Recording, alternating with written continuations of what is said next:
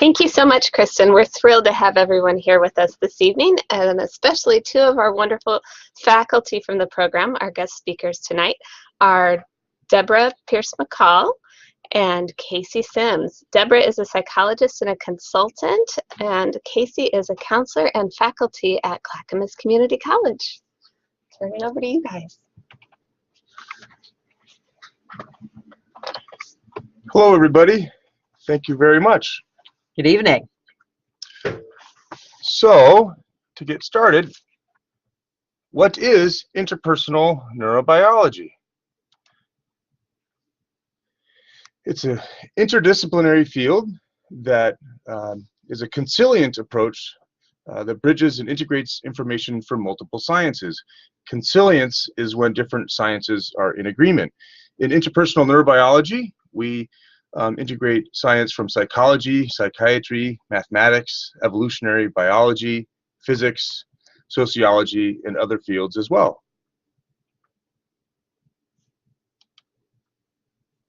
Interpersonal neurobiology is also what you might think of as a meta framework, meaning it's a really large framework that can be used to shine a light on all kinds of theories and models from multiple fields and help you deepen your understanding and expand your applications of those.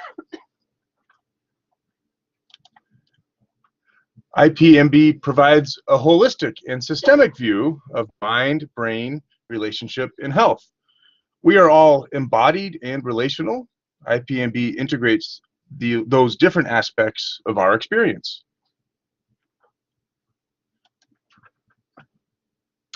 And it's also empirically based, bringing together all of those scientific disciplines and findings from them, and yet translates into extremely practical, everyday applications.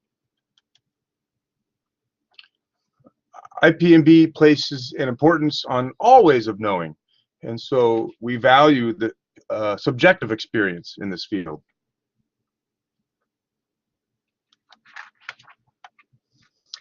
In some, we could say actually interpersonal neurobiology, or IPNB, is a lens on being human that can change how you work, how you relate to others, and how you live your life.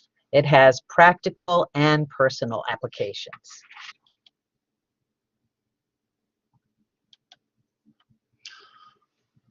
Who can benefit from IPNB and where could it be applied? Well, in short, everyone everywhere. We find that application is vast and broad. Some examples are psychotherapists. Psychotherapists can weave key information about the brain and neuroplasticity into therapeutic sessions. Educators can learn about memory and learning and the idea of setting up a trauma-informed classroom, for example. Coaches can teach about emotional resiliency during difficult interactions. The list goes on. Truly, healthcare professionals of all kinds find IPNB useful. Legal professionals, attorneys, conflict mediators, leaders, if you want to create an organizational culture of well-being and resilience. Additionally, mediators, body workers, spiritual counselors, writists, and artists find IPNB compelling. In other words, seriously, anyone who works with people. And so if your work involves relationship as a tool or aspect of what you do, interpersonal neurobiology is going to help you do it better. Beyond just work, for self and in personal life, shifts happen.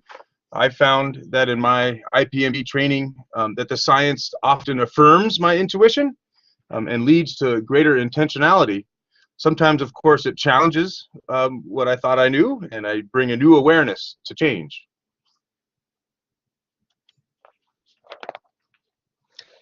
So remember again that if you study IPNB, you're going to find it has all kinds of professional applications. And honestly, in the 10+ years that I have been immersed in the field, I don't know if I've met anyone who hasn't also realized some very meaningful personal applications as well. And the field, although it has now been around for over 15, maybe even 20 years now, it is still growing and integrating all kinds of information. You might notice already how often something comes out in the news about the mind or the brain. And what I can say is once you have the framework of interpersonal neurobiology, integrating and organizing your knowledge base, what happens is these tidbits you hear in the news or on a podcast fit and it makes sense. And you're like, ah, that's another new piece. Or, oh, isn't that an interesting thing about how neuroplasticity happens in the brain?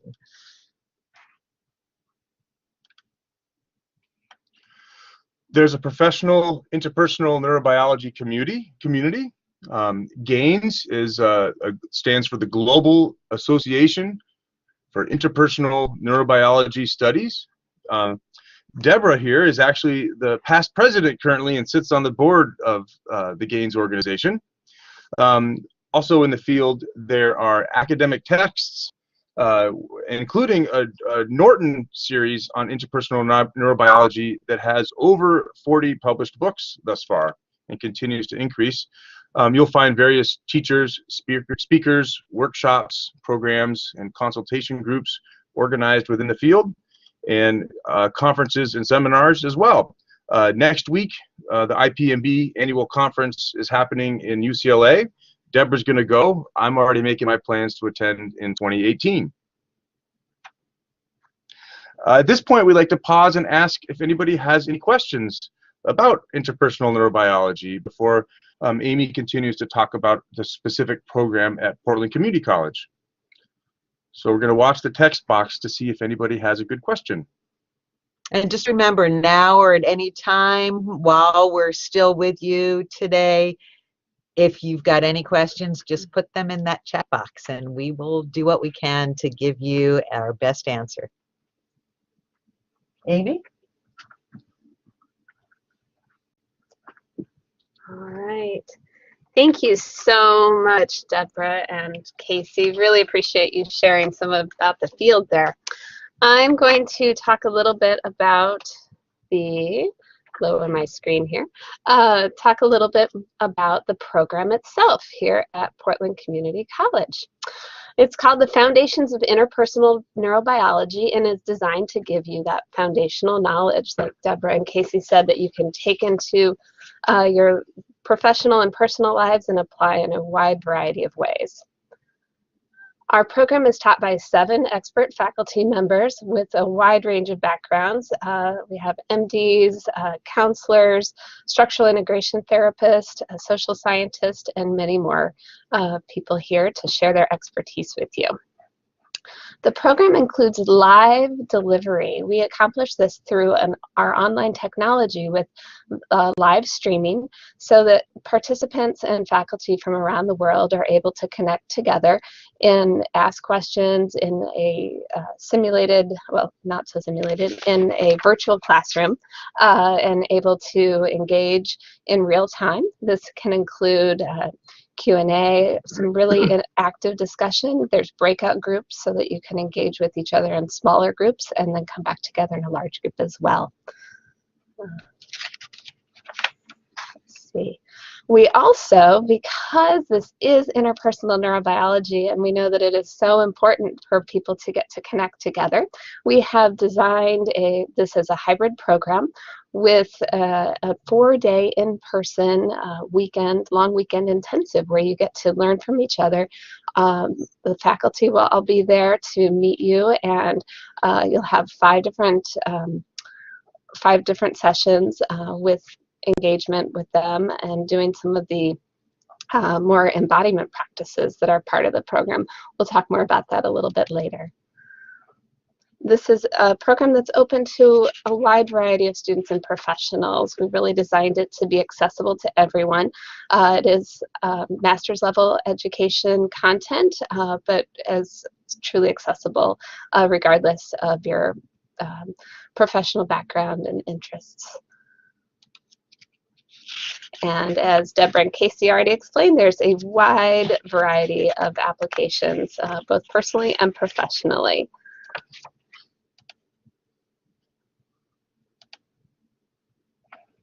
So a few of the details about the program.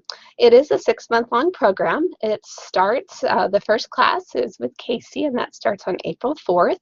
The course ends on September 24th. The whole program ends there. So for people familiar with more of the college model, that does cover the spring and summer terms, but you just get to register for one class, and we take care of all the rest to get you engaged in that. As I mentioned, it is a special hybrid program that includes the virtual online classroom.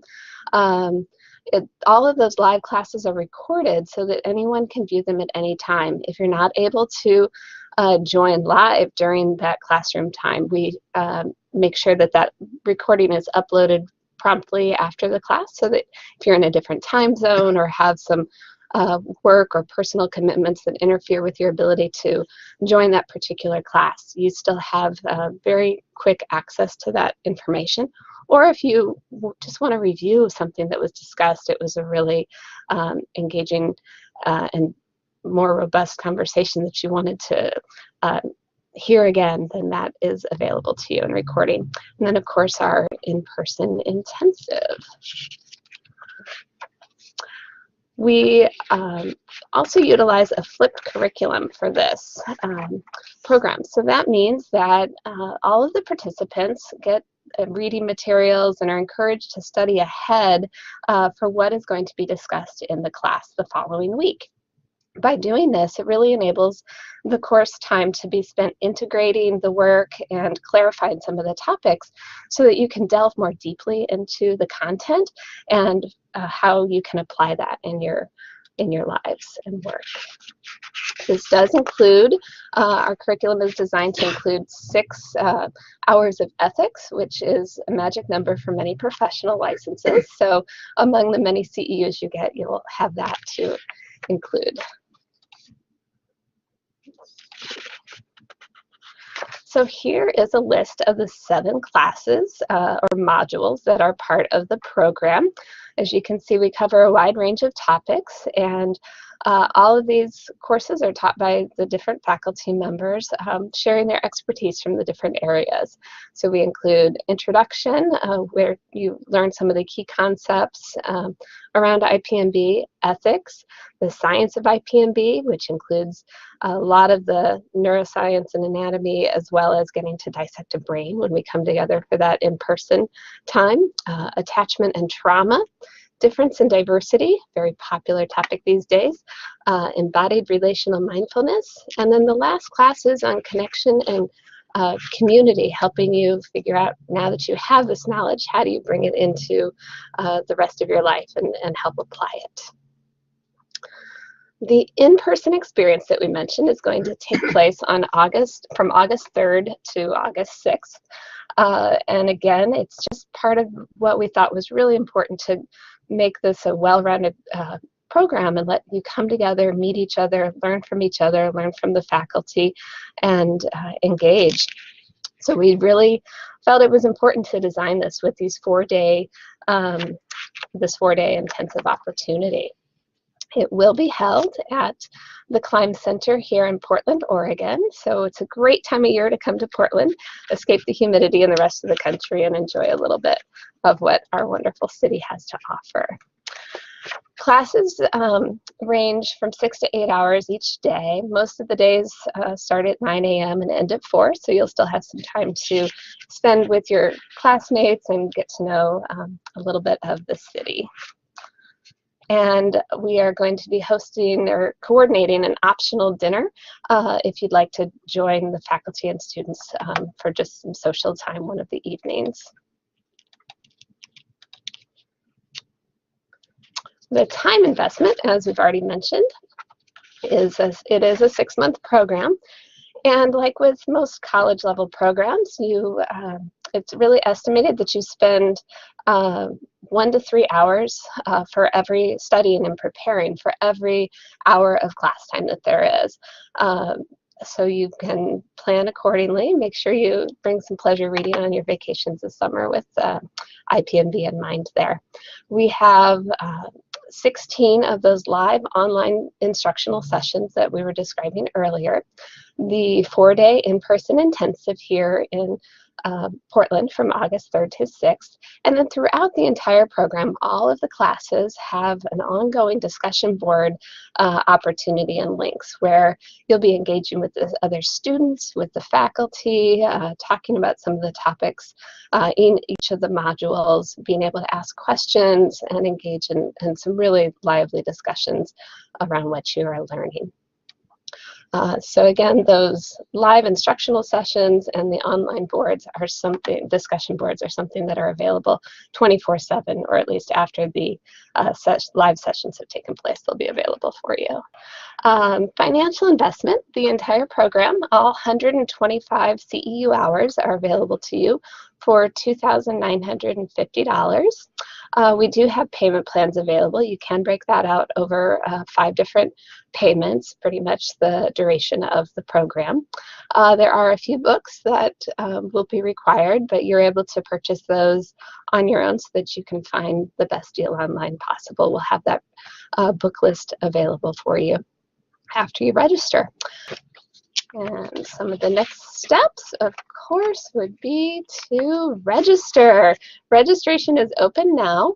This CRN number is how we track classes, so make a note of that because that is what you would need to sign up for our program. We will be sending some information out about how you register very shortly. The deadline to register for this program is March 27th, so make sure you get everything registered and signed up before then. There is no application needed for this program, so we're trying to make this as easy as possible for you. And just a few dates to note. The Tuesday before the program begins, I'm going to be holding an orientation just to help let you practice with some of the technology, ask any questions you may have, test your microphone, just work through any potential kinks that you may have and get a little bit more comfortable. The technology really is very user-friendly, but like anything, a little bit of practice eases that process. And more detailed information will be coming in your email. So we'd love to open it up to some Q&A. Oh, there's a question here. The duration for each of the online classes is a question being asked. All of the classes are designed to start at 5:30 Pacific time, and the classes range in length from 2 hours to 3 hours. So we'll be, after you register, sending you a detailed schedule. Most of the classes are 2 to 2.5 hours, and the instructors will include a break during that time. So most of them will run from 5:30 to 7:30 or 5:30 to 8 p.m. on those Tuesdays. Any other questions? Yes, this is a brand new program. We're very excited to offer it.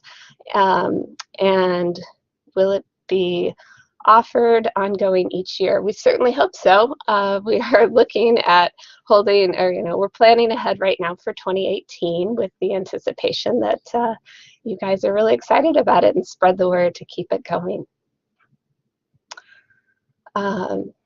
There is a question about the embodied relational mindfulness. I'd be happy to address that a little bit more offline and share some of the objectives for that program. We do have a lot of information on our website that includes a little summary of some of these courses, but that is, in short, the embodied relational mindfulness is about utilizing some of the mindfulness practices through the interpersonal neurobiology lens to apply to a lot of the self and any clients you may be working with, students, peers, that type of thing. It's really an important part of the coursework. Could the instructors provide examples of how they have used IPNB in their work? You guys mind? And while they're thinking on that question, I'll answer the next question there. If you cannot attend the orientation session, that is not a problem at all. Like all of our live sessions, that will be recorded as well and uploaded so that you'll have access to that to watch sometime before the course begins. Additionally, we have video instructions that are available now for how to utilize some of the technology. So the idea is you'd be able to preview some of those more generic videos, and then we'll talk and give you some practice time in our online classroom. All right, so there's your question. So I'll share one way that I've been using IPNB at work. I work with at a community college, Clackamas Community College. I developed a first-year experience program there, and I was able to. Right now, I'm working on making a brain-savvy college success workbook, and so I'm trying to teach some aspects of how our memories work, how to deal with the stress of being a college student as from this perspective, and other ways that they can benefit from learning a little bit about IPNB as it applies to being a new college student. So that's one way that I put that into use. Do you have an example? I have to pick an example because IPNB informs everything that I do these days. So let's talk about when I am supervising clinicians. What I find is that the delight is no matter what models they're already using, if it's one of the popular models in the field these days, like using the Gottman method with couples or using some somatic methods with individual clients, there's something about having this whole frame of mind, brain, and relationship that and an understanding of what it means to systemically create relationship that moves in the direction of increasing integration and well-being, that illuminates the subtleties and the choice points in any other theory or model, answering some of the questions about, but when might I apply this particular technique, or how do I make sense of what I'm feeling about a particular client or about something that's happening in a particular meeting. So I'd love to talk about this. I'll just say also, I've had the privilege of working with and teaching folks from every discipline I think that was on our earlier slides, and could give you examples of how this framework has just expanded and been able to translate into real improvements in their practical everyday work. Another question I see is, it says, I work in the developmental disabilities field. Does the curriculum involve discussions around neurodiversity? We might touch on that a little bit in the intro class that I'll be teaching. I wanted to share that I'm a rehabilitation counselor, a CRC, and so that's a population that I want to serve as well. And so we will certainly approach that topic in the class, and perhaps we can illuminate that through our discussions. I see another great question here about how deeply do we go into the neuroplasticity components. So I would say it's going to depend, because I can't speak to the details of every class's content just yet. But what I think IPNB does is it highlights in particular the power of relationship, whether that's relationship between people or my relationship with myself and my own nervous system. And it highlights the power of relationship to promote that positive neuroplasticity. So in terms of the specifics, there will be some of those specifics, absolutely. And you're also going to be leaving with an understanding of the key components that are going to give you like an ongoing living laboratory about how you tip the balance in the direction of positive neuroplasticity.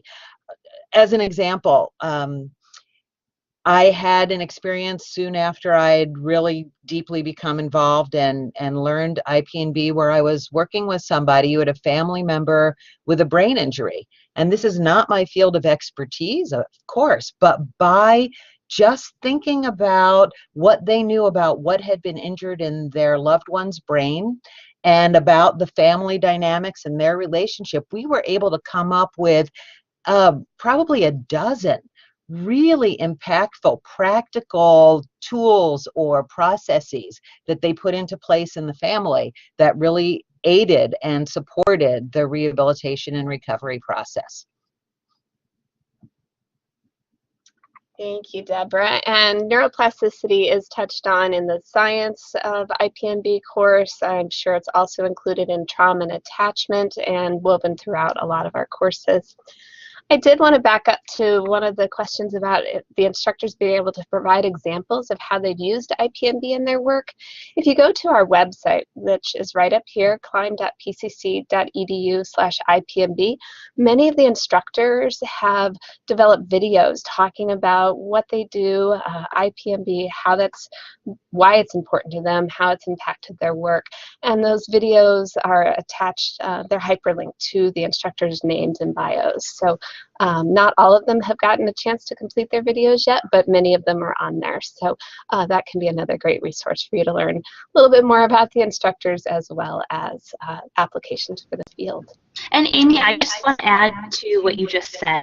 On the website as well, climb.pcc.edu/IPNB, we also have several student videos of people who have recently completed their study in IPNB, and they talk about how they've used it in their practice. We have a wide variety of therapists, business coaches, a teacher in there, and you can hear their experience and how IPNB impacted them in their profession.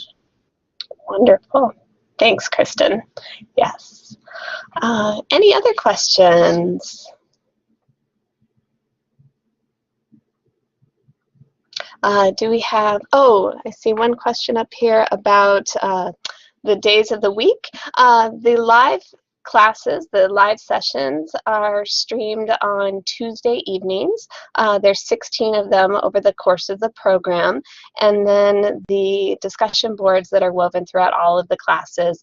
Some of the courses start with the discussion boards and then move into the weekend intensive. Others start with the weekend intensive and then move into the discussion boards, perhaps with follow-up on those Tuesday evenings. Each course is designed a little bit differently around what the instructor thought would maximize that experience for the students. So the live courses, again, are on Tuesdays, and then threaded throughout are the discussion boards. And then we have the August 3rd through 6th for the intensive time.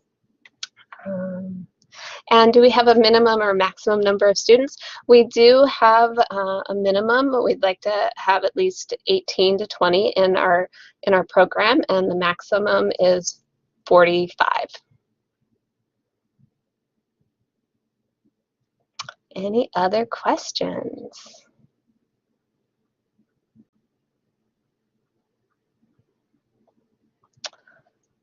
Is the webinar format used for classes, or do the students meet face-to-face in online classrooms? It is a combination of the two. It's actually using technology very much like this webinar, only students would have access.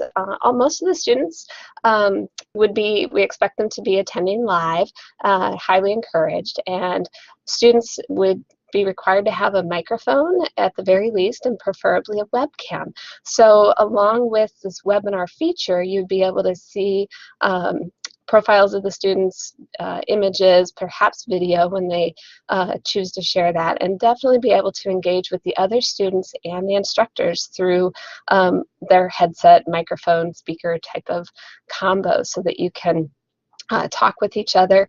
And then I will be setting up some online meeting rooms, we'll call them, for students to, if you want to engage with students from across the country or from another country, and you say, I want to talk with you some more, or we've got this project that we're working on together. There will be some meeting rooms that will be open rooms that you can choose to meet in with your students. So you can set up a time and say, we're going to talk on Thursday morning for an hour, and then you just can log in. Both of you can meet in that room so that you can have your webcams on and talk to each other through video technology with your microphone and headset rather than coordinating conference calls and all of that type of thing if you wanted. All right, several other questions coming through. Let's see.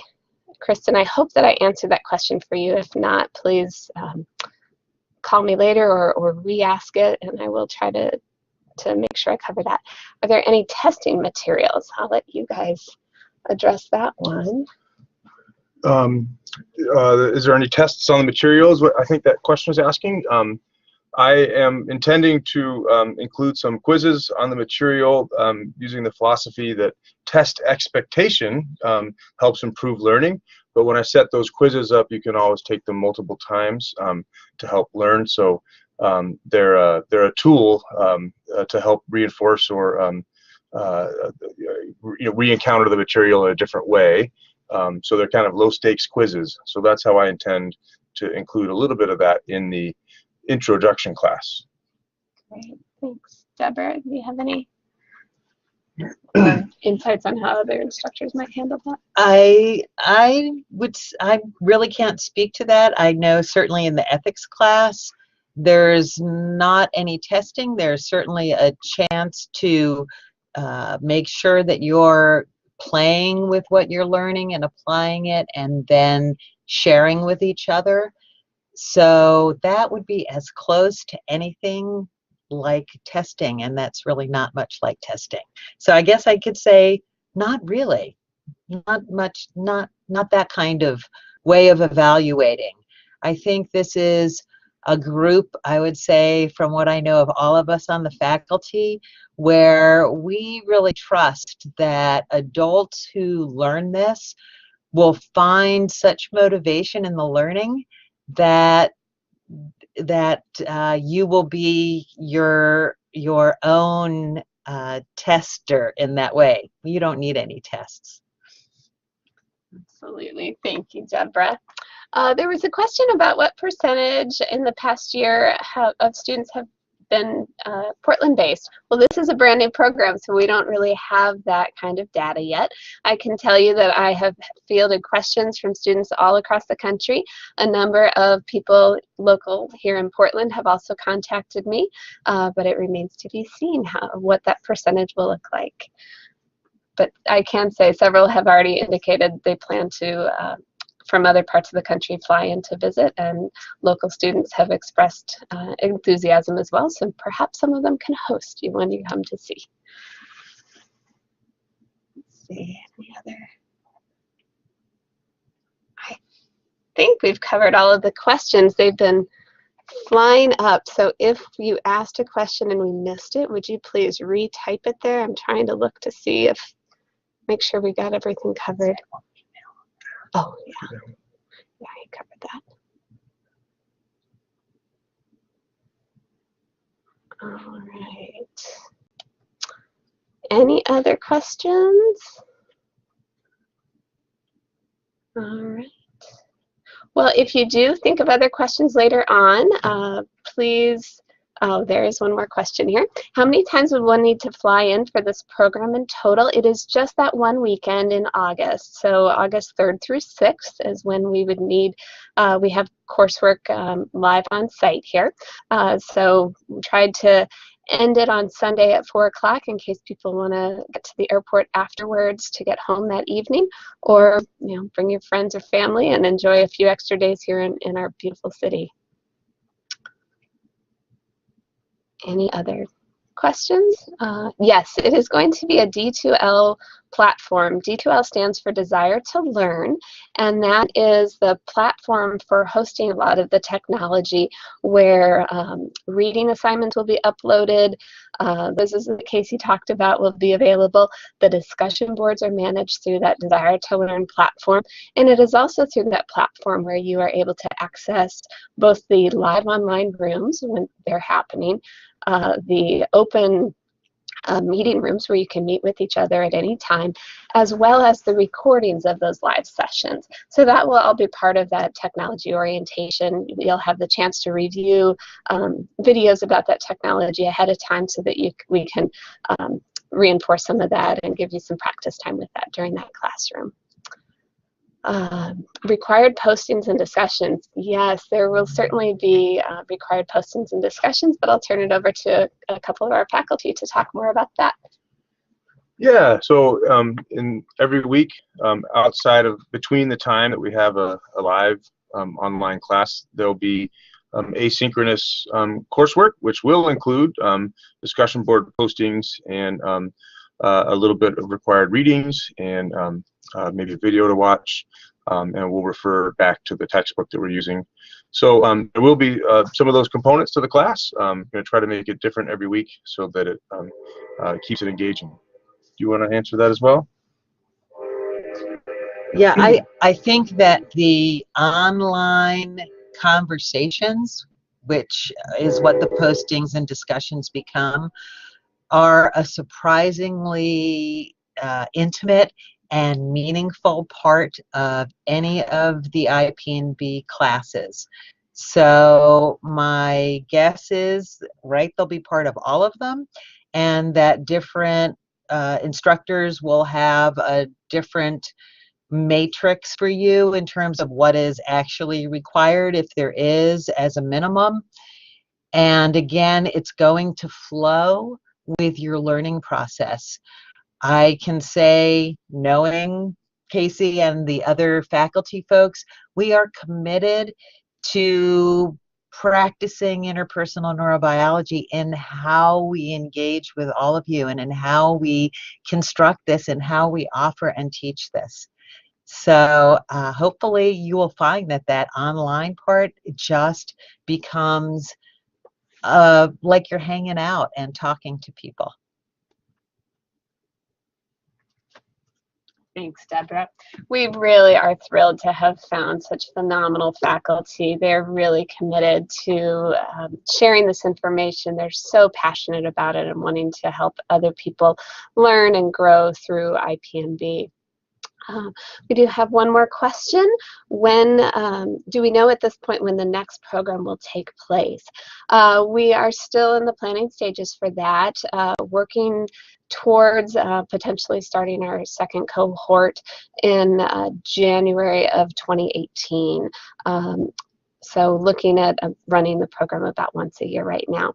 And I will add that interspersed with that, we are looking at developing some more advanced classes. So as more and more people learn the foundational programs, we are already in discussions with our existing faculty as well as a few other experts throughout the country in teaching more applied higher level courses around different professions, or just looking at some other more advanced opportunities in IPNB. Those might be just 1 or 2 day sessions, or could potentially be a multiple week online session. So we're still exploring that, but it is in the works. Any other questions? Great. Well, thank you all so much. I will turn it over to Kristen, who will share with you some of what is going to be coming to your inbox very shortly. Really appreciated spending part of your evening with you. So thank you all, and many, many thanks to Deborah and Casey for their time and sharing some about the wonderful field with you. Thank you, Amy. Thank you.